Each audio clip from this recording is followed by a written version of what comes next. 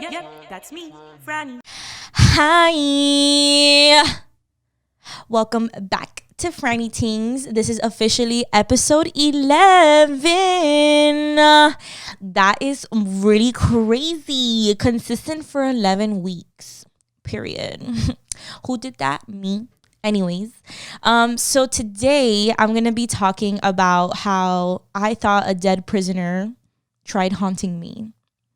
I know that sounds fucking crazy, but this is going to be about my ghost story that I experienced in LA when I went to Coachella. So if you want to backtrack, I talked about all about this experience on episode 4, where I had my guest Josiel. We basically talked about how when we went to Coachella on Sunday, we went to go see Kanye for Sunday service, and once we left Sunday service, we got hit by a drunk driver. So it was basically all about our Coachella experience and how we felt once we got into that car accident, which was really fucking crazy.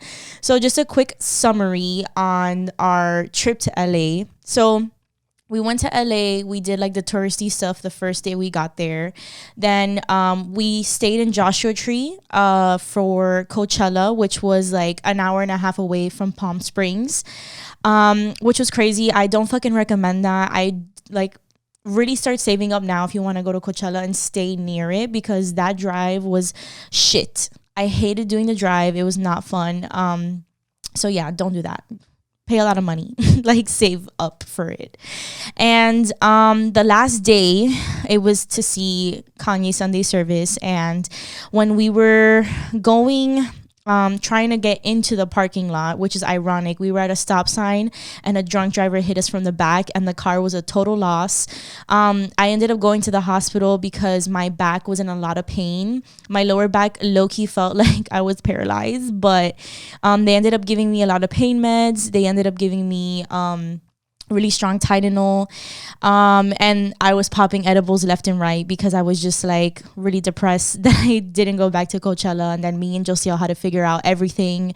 We had a Uber back to Joshua Tree, which was like an hour and a half. The Uber was pretty expensive, so there was just a lot of things that, like, you know, I was kind of upset about and sad. So I wanted to numb the pain by being high and fucked up with my medication. So obviously there was a lot of emotions I was feeling.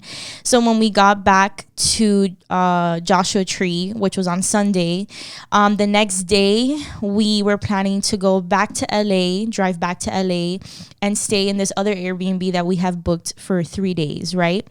So luckily enough, the guy who we rented the Turo car from, he had another car that he used, so he was able to pick us up from our Airbnb and then take us back to LA, which was very generous of him. I mean, we all had to put down money for it, but it was better than paying like way more for an Uber.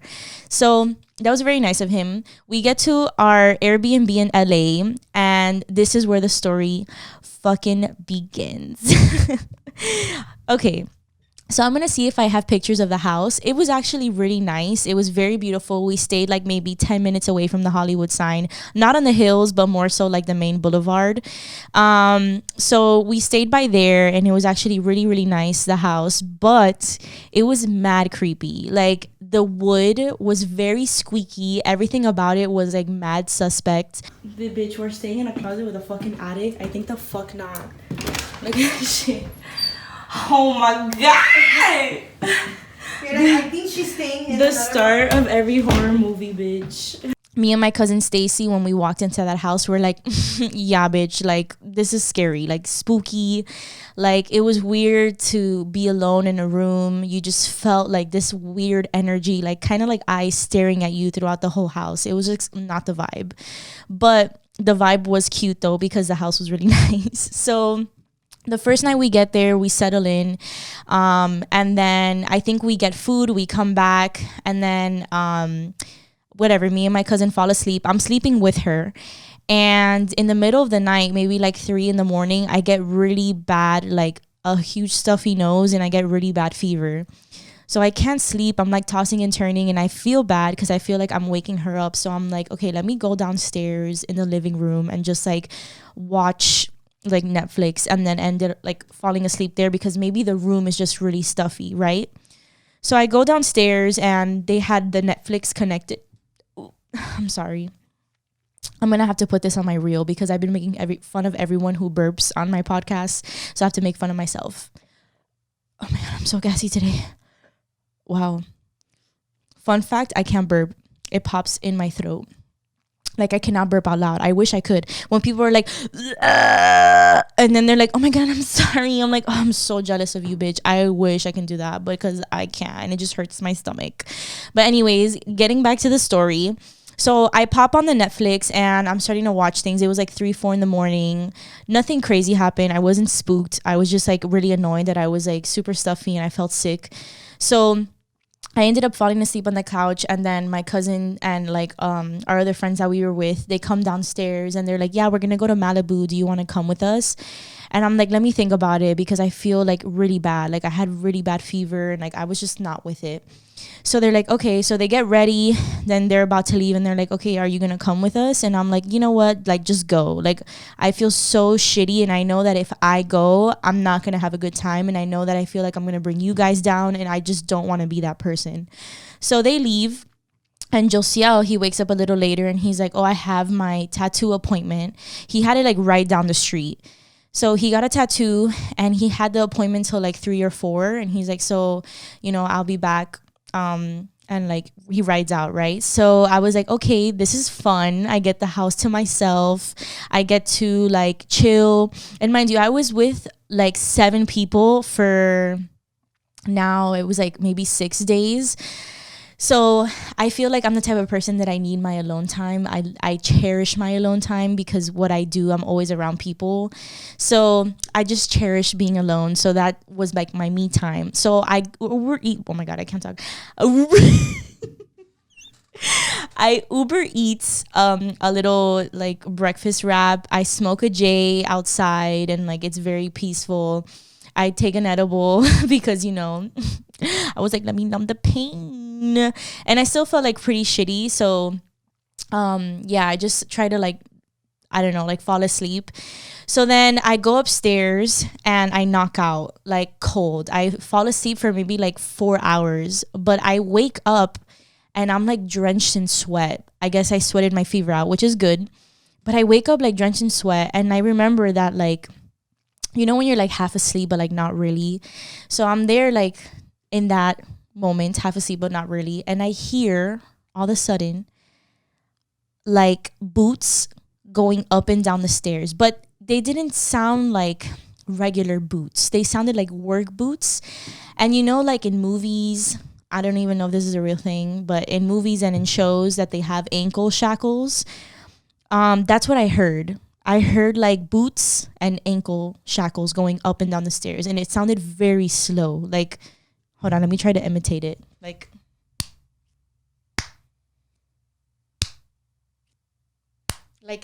just going up and down the stairs. And I heard the chains hit the stairs because everything was wood. So you hear it like very clear. So when that happened, internally I was freaking out. My body was very relaxed because of all the fucking drugs and like edibles I was taking. So my body was chill, but internally my anxiety was like heightened as fuck. I was like, oh my God, like this is crazy. And if you heard my last episode, I'm the type of person when I'm scared, I become numb. Like I don't want to get up. I'm very fearful. And I just feel like the safest thing for me to do is not move. So I hear this nonstop. It goes on for like 20 minutes, going up and down the stairs, up and down the stairs.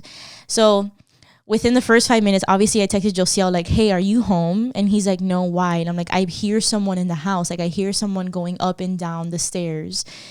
And he was like, no. And he's like, you know, you might be hallucinating because like you've been like on those pain meds and like you took edibles, so like you might be hallucinating. I'm like, no, bro, like I know what I'm fucking hearing. Like I'm awake now. Like, bitch, I'm up.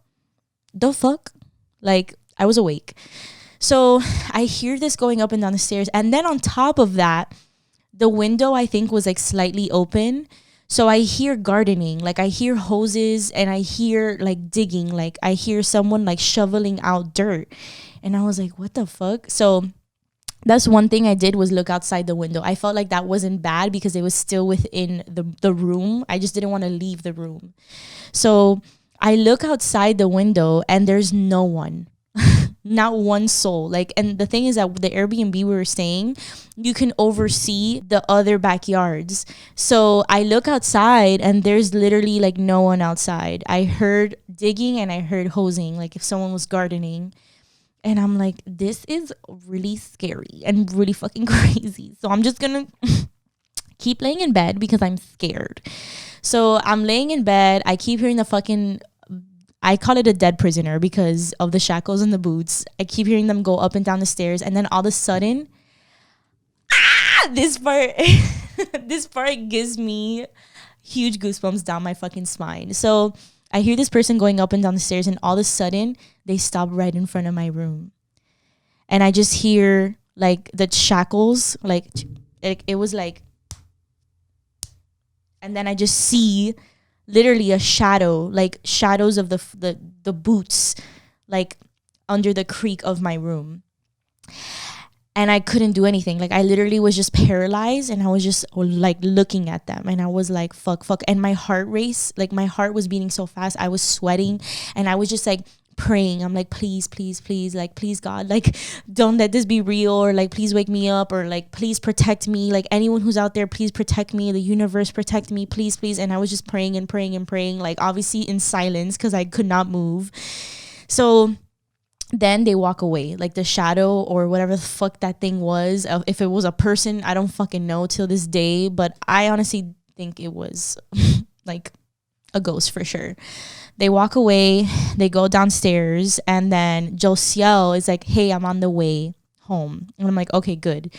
So he knocks on the door, and like this is how crazy I felt. I had to ask him, like, is that you knocking? And he's like, yeah.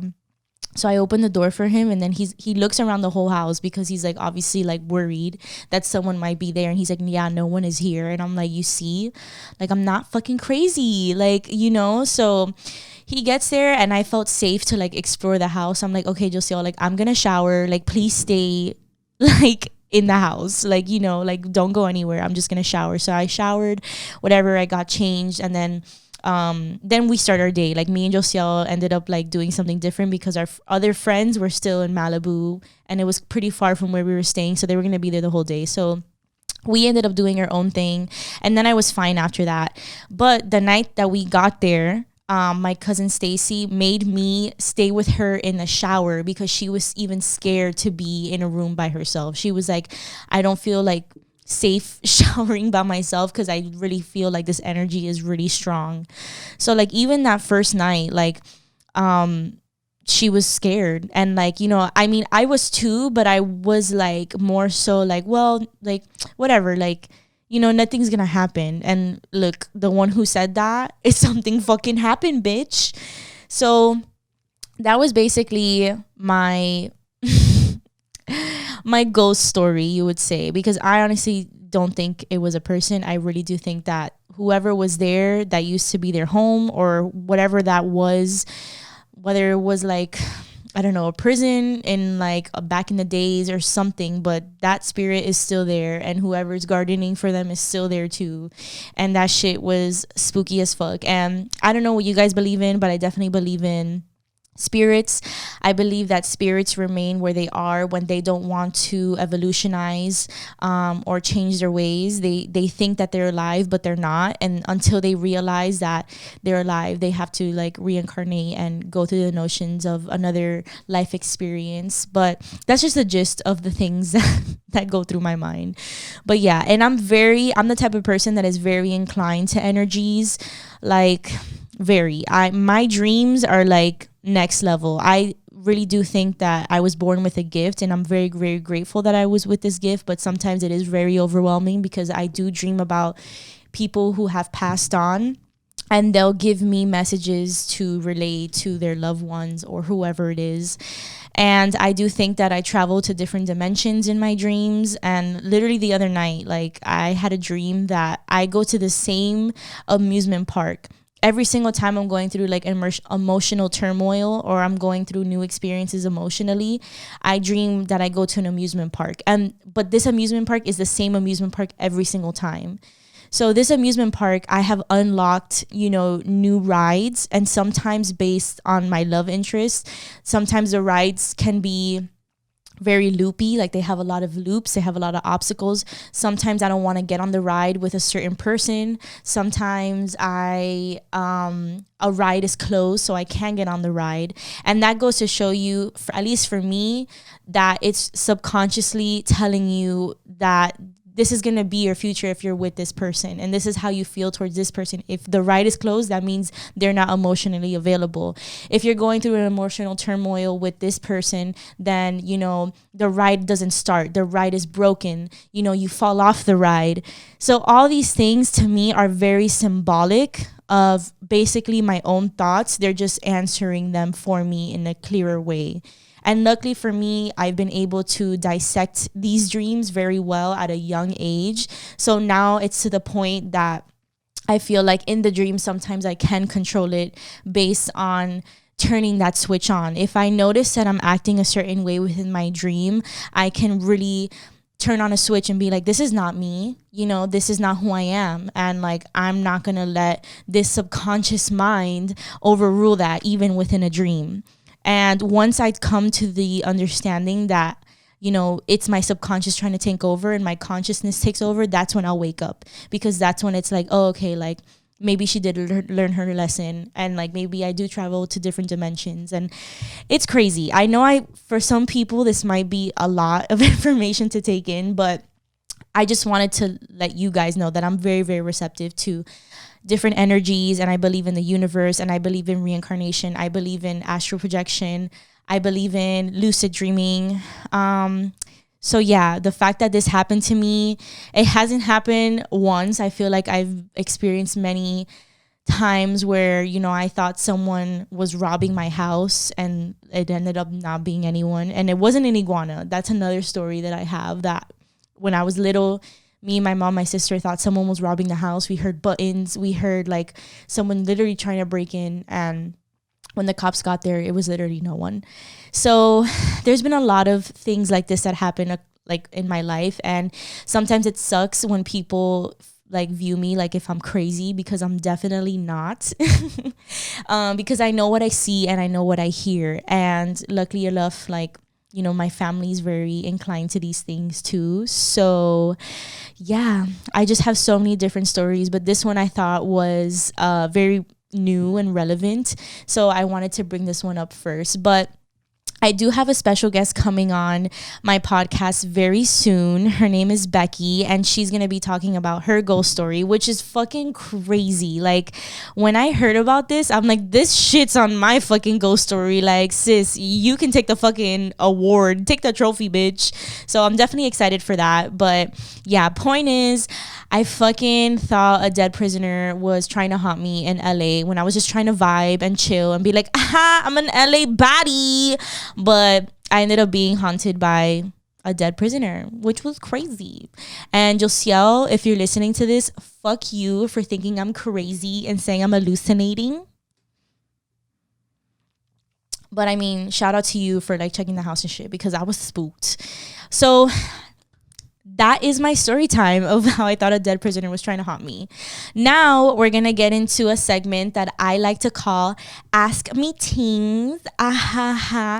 In this segment, I post on my Instagram story things that people want to know about me that they can ask me tings. It can be anything. So I'm going to answer a few of the tings I got. So the first question is from Eddie Gallo. And his question is, what are the 3 things you need in a relationship? So I actually had a whole podcast episode about relationships, and I think this would very much fit that whole episode. But if you're just listening now, I'll just briefly summarize the main 3 things that I think are very important in a relationship. First one being communication. That is number 1. Like, communication is everything. To me, communication is so fucking important. And communicating everything.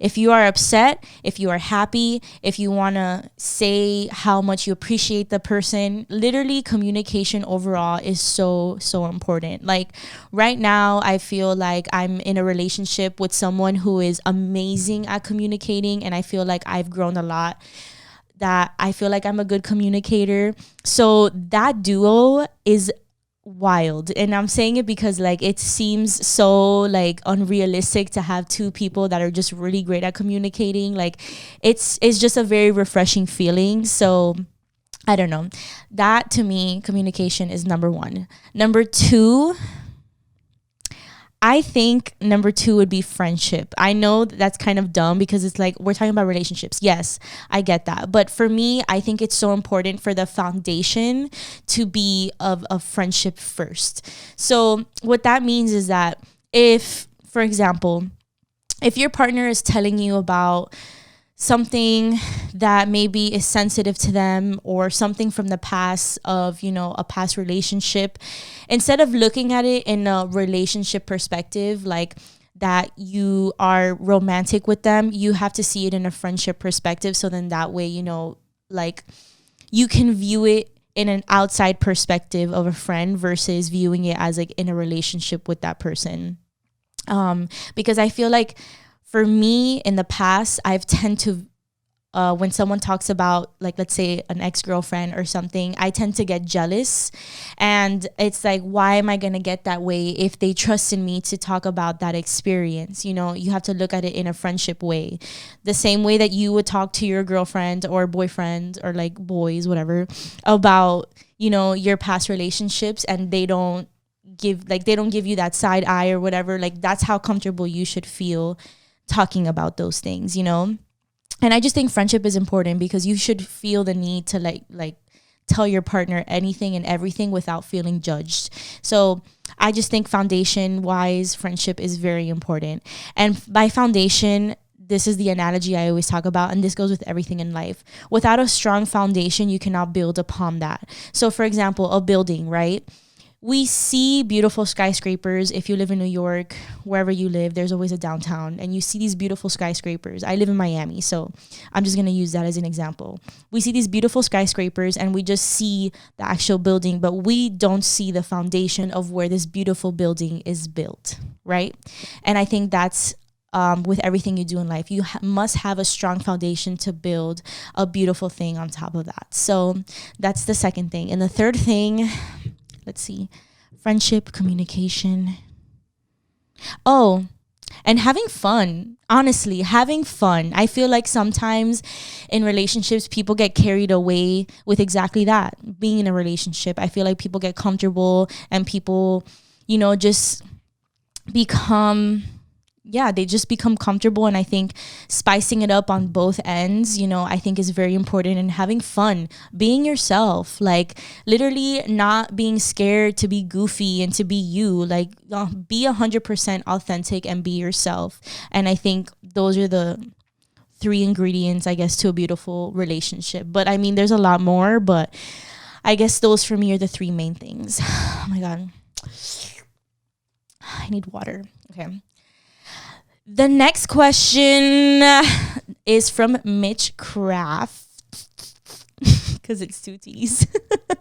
What is an irrational fear you have and a rational fear you have? The irrational fear that I have is very dark and depressing, but I've always had this irrational fear that my dad was going to die before my wedding day. And I know that sounds very drama and very like depressing as fuck, but my dad is a little older. He's 65 and I am 23. So I always felt like the time was ticking for me. Like I always felt like, oh fuck, I have to like rush and like have a baby and like get married before like my dad passes away, because I want him to experience my baby and my wedding and like my, I guess, like grandkids and stuff. So ever since I was little, I always was scared that like my dad would never be able to see like my wedding day and like my kids and all that. But yeah, I'm still not rushing it, bitch. Like I'm 23 and I'm turning 24 in July, but I'm in no rush to get married or have a baby. But that is just something that I do think about, which it is actually very depressing to think about that. It's just always been an irrational fear of mine. Well, I guess my rational fear is being scared of the dark. I hate the dark. I cannot stand the dark. I have slept with a nightlight all my life. Literally, when I was in COVID, and if you want to hear that whole story time, you can go ahead and check that out. It's episode 3, I believe. When I was sleeping in the efficiency when I had COVID, that room is super dark. And I literally, what I did was I left the bathroom light on, and I just opened it a little bit, like a little creak in the door, because I am scared as fuck in the dark. And I feel like I'm over the fear that something is hidden in the dark. It's just I don't know. It's just always been a thing for me. I've always been afraid of the dark. So the next question is from Viva Lebex _. And her question is, if you could have a famous person on your podcast, who would you want it to be? Now, I honestly think the person who I am dying to interview, or I guess to have a conversation with, would be Kid Cudi. I feel like his brain is next level. I really understand his music, and the way that he produces music is beautiful, and the way that he really puts himself in a really vulnerable state when he creates this music is really powerful to me. And one of my favorite TED Talks is him making a speech of basically how he got to where he is today at, I think, his old high school. I'll put a little thumbnail of it here, but that is one of my favorite speeches, and it's just so real and raw and genuine, because he was struggling and he just wanted to be happy, and he wanted to be himself, and he felt like he was always running away from his authentic self. And I feel like drugs got in the way of that, and so many factors really affected his way of being, and now he is the healthiest and best version of himself. I would say he's still human, but I also think that the impact he has in the music industry, the impact he has on all the young kids, there's so many people that I feel have stories that they wanted to kill themselves and commit suicide, and Kid Cudi really saved their lives. And there's a bunch of people that get tattoos dedicated to Kid Cudi because of how much he's impacted their lives. And so one of them being Eddie Gallo, he was the first question that I answered, which is, what are the 3 things you need in a relationship? He actually has a tattoo of Kid Cudi's newest album on his calf, and he has, I believe, Rager tattooed on him too. So that just goes to show you how much Kid Cudi has an effect on, I feel the world. I just think he's so powerful. I'm gonna cheat and do one more. I think the other person who I would love to talk to too would be Neil deGrasse. I've seen so many of his fucking Cosmos, and also all the interviews he does with celebrities like Tyler the Creator and Logic. I fucking love the Logic song, is it Waiting Room, because he narrated it, and I just think it's such a deep fucking song, and I do think that that's what I believe in. If you don't know what I'm talking about, listen to Waiting Room on Logic's Everybody album. So good. It's not quote unquote a song, but it's more so describing, I guess, reincarnation and where we go when we die, and all that stuff. So check it out. But yeah, Neil deGrasse is a fucking genius, and I feel talking to him, he would inform me and acknowledge me, and educate me without making me feel dumb, because every single time I see him doing interviews with people, he is doing exactly that. And I feel dumbs down really hard topics and makes them very understandable. And I don't know, I just think he's a very wise man and also a very knowledgeable man. So I would love to interview him as well. So yeah, anyways, that is for today's episode. I know it was a little on the short side, but yeah, if you enjoyed this, make sure to interact with it. Make sure to subscribe, comment, whatever the fuck you gotta do to boost my views. Make sure to share it with anyone. If you know anyone that has been spooked out before and is very into spirituality, definitely let me know, because I would love to interview them and see their experiences that they had. So anyways, I hope you enjoyed, and I love you.